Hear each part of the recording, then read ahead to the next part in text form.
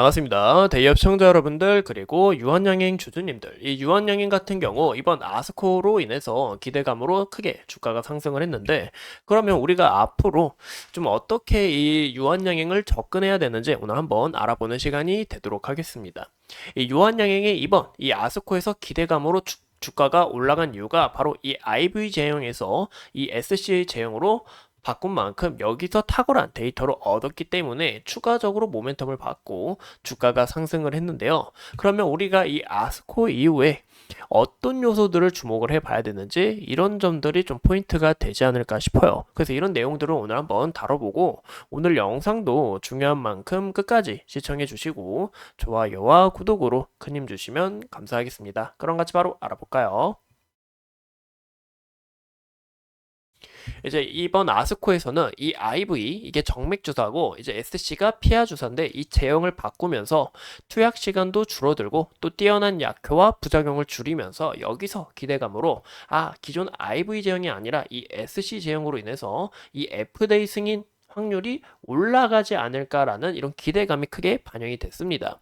현재 8월 달에 FDA 허가를 두고 있고 기존 이 렉나자와 그리고 리브리반트 병용 임상에 대해서 5건을 공개했는데 추가적으로 이 모멘텀이나 뭐 추가적인 이슈에 대해서는 지속적으로 부각될 수 있기 때문에 우리가 이런 요소들을 좀 눈여겨보시는 게 어떨까 싶고 이 SC 제형 같은 경우 생존율이 65% 그리고 IV 제형은 51% 부작용 또한 13% 그리고 IV 같은 경우 66%로 생존율과 부작용 그리고 투약 시간마저 큰 폭으로 줄였다는 부분에서 우리가 좀 지속적인 관찰이 필요하다라고 눈여겨볼 수 있겠죠. 또한 이 경쟁약물이 경쟁약물인 타그리소가 있는데요. 이 타그리소가 항암화학 이 병용요법에서도 FDA의 우선 심사 대상으로 지정을 받은 이후에 그 이후 4개월 뒤 올해 2월에 품목 허가 승인이 난 것처럼 이 유한양행 또한 기존 8월 달까지 이슈가 나올 거다라고 현재 내놓고는 있지만 8월보다 더 빨리 뭐 7월이나 정말 빠르면 뭐 6월 말이든 추가적으로 이 내용이 얼마든지 앞당겨질 수 있기 때문에 이런 기대감도 현재 크게 반영됐다라고 봐주시면 좋을 것 같아요.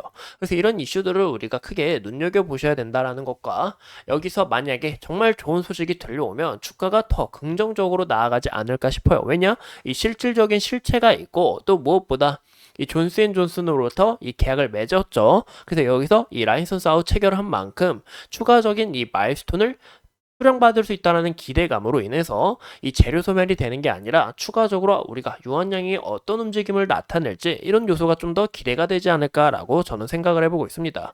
그런 바가 있기 때문에 우리가 지속적인 관찰이 필요하다라고 저는 그렇게 느끼고 있고 이 기존 팔로마 3를 통해서 이제 마리포사 2에서도 진출 가능성이 낮아졌던 이 타그리소 내성 시장에 진출할 가능성이 열렸는데요.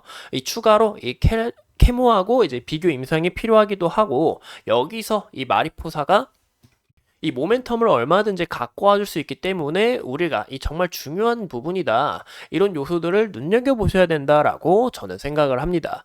그래서 이번 피아 주사 이 SC 제형으로 바꾼 만큼 또 1차 치료제로서 시장 점유율을 확대하지 않을까라는 기대감도 있어요. 그 이유가 뭐냐? 바로 이 기존 타그리소 제품이 있다고 했죠. 근데 이 타그리소 제품은 항암학 죄송합니다. 혀가 짧아서 발음이 안 되는데 항암화학을 병용요법을 사용하기 때문에 인체에 무리가 있는 거예요. 근데 기존 이 타그리소에 비해서 이번 유한양행에 이 FDA 승인을 넣은 이 레이저 티닙 같은 경우는 이 부작용도 더 적다 보니까 이런 부분에서 이 몸도 부작용이 더 적고 1차 치료제로서 점유율이 더 큰 폭으로 확장되지 않을까 싶은 거죠. 그래서 이 기대감이 저는 정말 이 FDA 승인만 나게 된다면 이 모멘텀이 얼마든지 붙을 수 있다고 생각합니다. 그래서 이 FDA 승인을 받냐 안 받냐가 중요한데 결과가 아무리 좋다고 해도 무조건 날 거다라고 장담 짓기는 어렵죠. 그쵸? 그런 부분이 있기 때문에 우리가 이 FDA에 대해서 정말 임박할 때는 이제 좀 우리가 좀 주의를 하셔야 된다라고 저는 그렇게 느끼고 있고 왜냐 이 미지수이기 때문에 이런 기대감으로 주가가 올라갔지만 우리가 정말 이 데이터도 좋다라는 것을 알지만 아무리 데이터가 좋다고 말했던 기업들도 FDA 승인에서 불발되는 경우가 많았잖아요. 그래서 저는 이런 요소들을 조심하셔야 되고 우리가 그 전에 이 기대감이 어떻게 반영되는지 저는 이런 요소가 정말 중요하다고 생각을 해요. 이 존스앤존슨 또한 이 팔로마 3 기반 데이터를 유럽 EMA에 허가 신청을 넣었고 미국을 포함한 다른 국가에도 넣었다라는 부분에서 추가적으로 이 기대감이 얼마든지 붙을 수 있기 때문에 이런 부분에서 저는 유한 영향이 굉장히 기대가 된다라고 볼 수가 있을 것 같아요. 무엇보다 이 FDA 승인이 정말 저도 승인이 나면 정말 좋지 않을까. 왜냐? 한국 국내에서 처음으로 이 암 관련 이 FDA 승인을 넣는 거기 때문에 국내 최초이기 때문에 그래서 이런 요소들이 정말 기대가 된다라고 저도 유한양행 주주님들하고 함께 응원하고 싶습니다. 우리가 이 추가로 이 차트를 같이 보신다면 유한양행 같은 경우 현재 이 구간에서 윗꼬리를 길게 남겼다라고 어제 이야기가 나왔죠. 근데 윗꼬리를 길게 남겼는데 우리가 눈여겨봐야 될 건 이 거래량이라고 이야기를 드렸습니다. 여기 보이시죠? 이 거래량을 왜 눈여겨보셔야 되냐? 왜냐하면 여기서 지속적으로 이 개인들의 물량이 지속적으로 쌓여 있을 가능성이 높아요. 여기 보이시면 이 매도세를 보이시죠?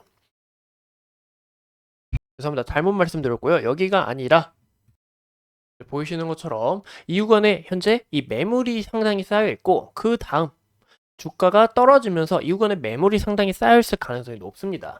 그래서 이 물량으로 인해서 개인들이 많이 물려있는 만큼 여기서 윗꼬리도 달고 어느 정도 좀 물량을 소화하는 과정에 있다라고 우리가 해석해 볼 수가 있어요. 그래서 이런 요소들도 우리가 확인해 볼 수가 있고 무엇보다 이 구간에서 물량을 소화하면서 다시 한번 더 주가가 큰 폭으로 올라갔는데 그 이유 또한 보시는 것처럼 이 외국인과 기관의 매수세가 큰 폭으로 올라오고 연기금 또한 이 매수세로 전환을 했다라는 것을 볼 수가 있습니다. 그래서 이런 여파가 지속적으로 흐름을 이어나가는지 그런 요소도 정말 중요하다라고 볼 수 있을 것 같고 여기서 물량을 어느 정도 소화하면서 지속적인 이 저항 라인에서 다시 한번 더 돌파해주는 이런 그림을 나타내 줄 수 있는지 이런 여부를 확인해야 된다라고 저는 그렇게 생각을 해요. 그래서 이런 요소들을 우리가 함께 확인을 해봤고 만약에 이 구간에서 물량을 소화하면서 주가를 올리지 못하게 될 경우에는 추가적으로 여기 이 구간의 지지라인과 매물대가 보이시죠?